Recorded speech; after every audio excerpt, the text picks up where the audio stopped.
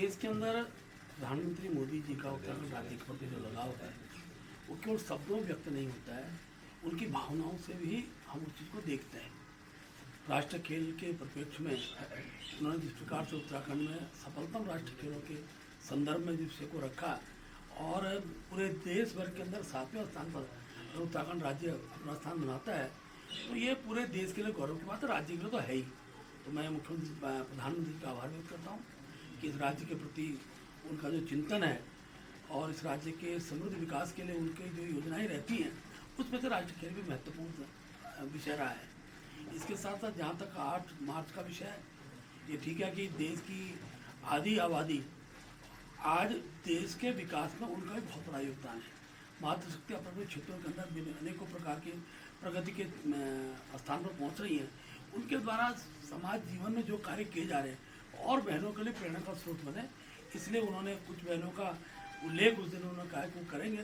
नमो app में उनका जो ट्विटर है, फेसबुक अकाउंट्स है, उसमें निश्चित रूप से ऐसी बहनें जिन्होंने एक नई चीज़ की है, नई अनेकों बहनों को रोजगार से जोड़ा है, कुछ सामाजिक जीवन के अनेकों ऐसे विषय जिन विषयों से देश को लाभ होता है, ऐसे विषयों में उनको जो किया है, जो कार्य किया है, उसका उल्लेख उसमें करेंगे। हम प्रधानमंत्री का इसके लिए धन्यवाद करते हैं। सबसे पहले तो मैं देश के प्रधानमंत्री नरेंद्र मोदी जी को शुभकामनाएं देता हूं, बधाई देता हूं कि जो मन की बात का कार्यक्रम उन्हें दिया है, ये लोगों को एक प्रेरणा देता है, नए नए विषयों के बारे में जानकारी देता है। और आज की मन की बात तो मेरे ख्याल से उत्तराखंड के मन की बात मैं कह सकता हूँ। इस प्रकार से उन्होंने नेशनल खेलों में उत्तराखंड के बारे में उन्होंने बताया और वास्तव में नेशनल खेलों में उत्तराखंड ने एक नया आयाम स्थापित किया है। 24 गोल्ड के साथ 100 से अधिक पदकों के साथ हम आज छोटा सा स्टेट 7वें स्थान पर है और आने वाले समय में ये प्रदेश खेल के क्षेत्र में आगे बढ़ेगा। इसी प्रकार स्पेस में हमारे इसरो के वैज्ञानिक कितना आगे बढ़ गए हैं। आर्टिफिशियल इंटेलिजेंस के बारे में जानकारी मिली। वो सबसे बड़ी बात जो हर 7वां 8वां आदमी, जैसे हमने बताया, ओबेसिटी से जूझ रहा है, उसके बारे में आप बताया और निश्चित ही आपसे प्रेरणा लेकर, क्योंकि आज सुबह में एक मैराथन दौड़ में था। 59 वर्ष का एक व्यक्ति है, महाराष्ट्र के मिस्टर सुमन, और इतने स्लिम थे, तो मैं वहीं सोच रहा था यार हमें भी कुछ करना चाहिए।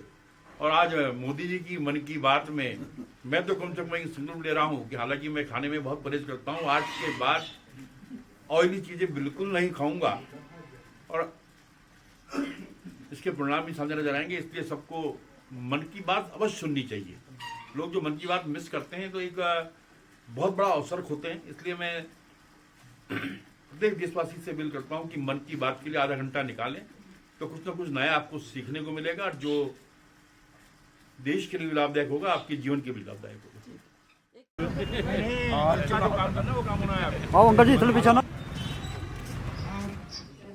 अंतरिक्ष की इस उड़ान में हमारी सफलताओं की लिए सैकड़ों में राष्ट्रीय खेलों में हिस्सा लेने वाले हर खिलाड़ी की भी मैं सराहना करता हूं। जीवन में कुछ थ्रिलिंग और एक्साइटिंग करना चाहते हैं, उनके लिए स्पेस सेक्टर एक बेहतर। मेरे प्यारे देशवासियों, अगले महीने यह हमारी नारी शक्ति को नमन करने का